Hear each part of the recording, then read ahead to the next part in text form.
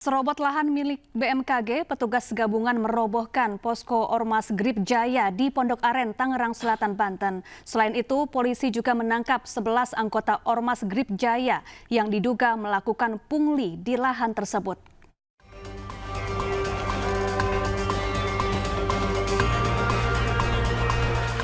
Dengan menggunakan alat berat, petugas gabungan akhirnya merobohkan posko Ormas Grip Jaya di Jalan Pondok Betung, Pondok Aren, Tangerang Selatan, Banten.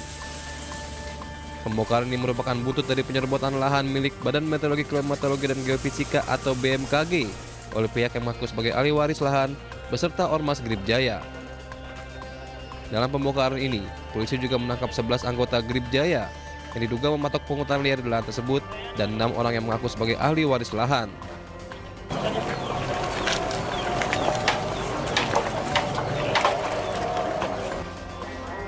Sementara itu, 17 orang yang diamankan ini selanjutnya digelandang ke Mapolda Metro Jaya guna pemeriksaan lebih lanjut. Apa modus para preman ini? Mereka melakukan penguasaan lahan tanpa hak milik BMKG.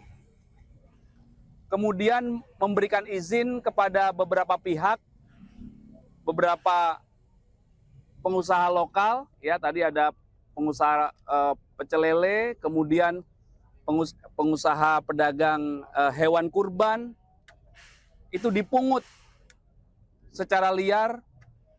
Pengusaha pecel lele dipungut 3,5 juta per bulan. Kemudian dari pengusaha pedagang hewan kurban itu telah dipungut 22 juta rupiah. Sebelumnya, penyerobotan lahan seluas 127.280 meter persegi milik BMKG Tangerang Selatan dilakukan oleh Ormas Grip Jaya. Aksi penyerobotan lahan ini terjadi setelah ada klaim sepihak dari seseorang yang merupakan ahli waris. Tim Liputan iNews melaporkan. Ketua DPR RI Puan Maharani meminta pemerintah membubarkan organisasi masyarakat yang dinilai meresahkan warga. Ia pun meminta pemerintah mengevaluasi ormas-ormas yang berbau premanisme. Terkait ormas, kami minta pemerintah menindak tegas ormas-ormas yang mengganggu ketertiban, ya, apalagi kemudian meresahkan masyarakat, dan mengevaluasi keterlibatan ormas-ormas yang kemudian berbau premanisme.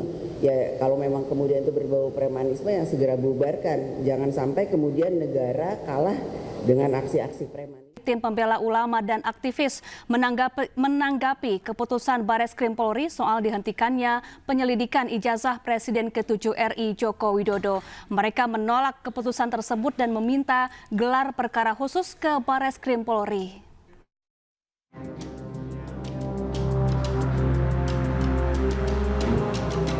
Tim Pembela Ulama dan Aktivis atau TPUA menolak keputusan Bareskrim yang menghentikan penyelidikan kasus ijazah Presiden ke-7 RI Joko Widodo.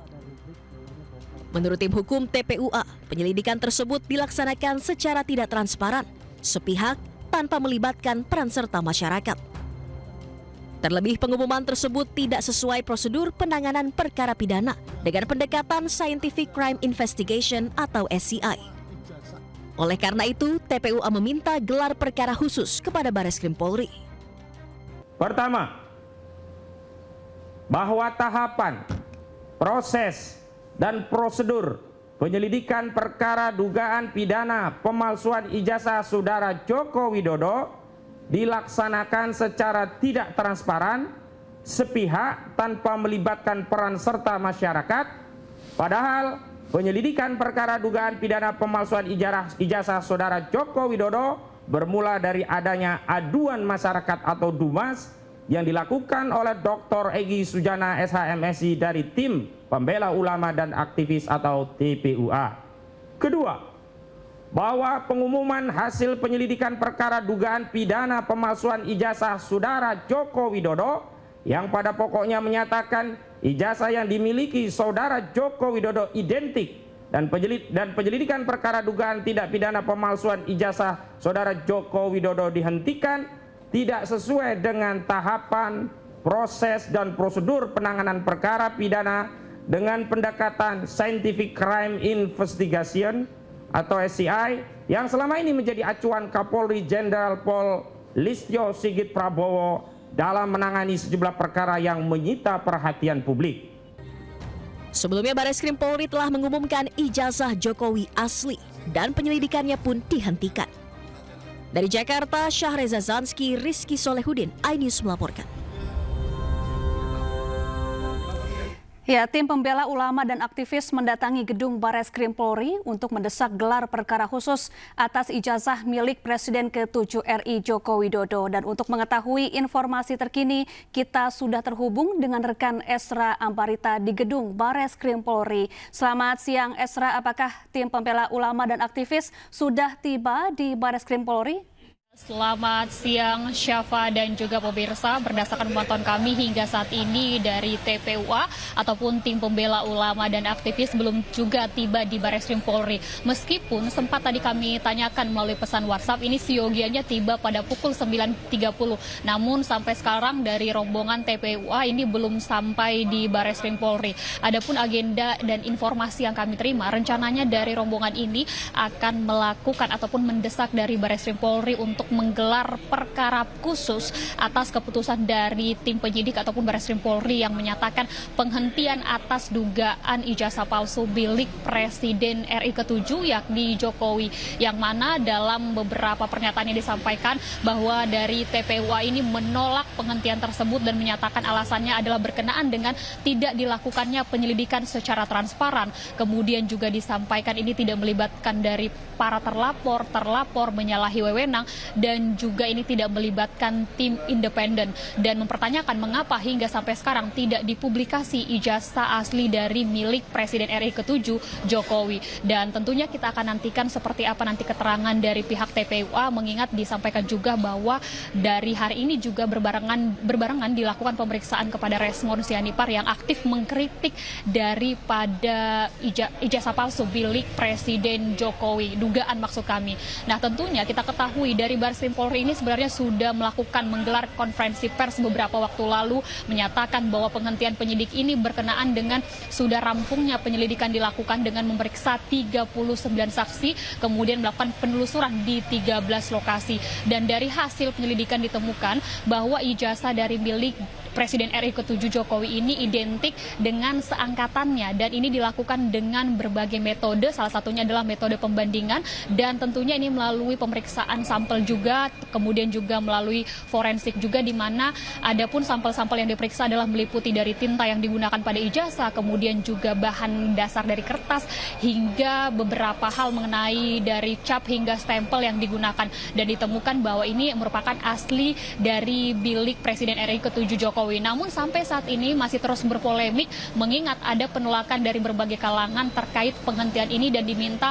untuk melakukan penyelidikan lebih lanjut. Apakah pihak Bareskrim akan menerima terkait desakan ini? Jadi kita tunggu bersama pemirsa, mengingat rombongan dari tim pembela ulama dan aktivis belum juga tiba di Bareskrim Polri.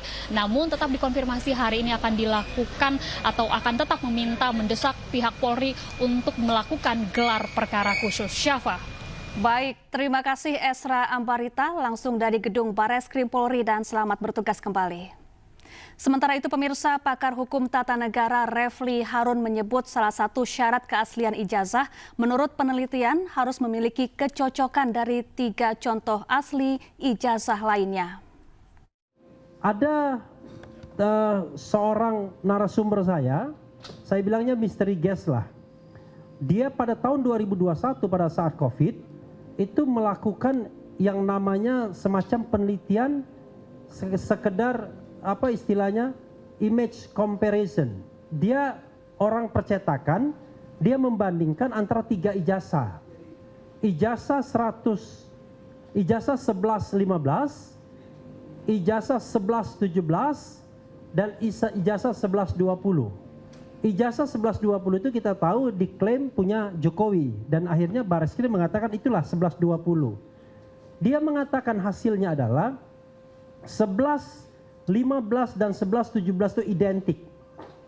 11, saya ulangi ya, 1115 dan 1117 itu identik. Tetapi 1115 tidak identik dengan 1120. 1117 tidak identik dengan 1120.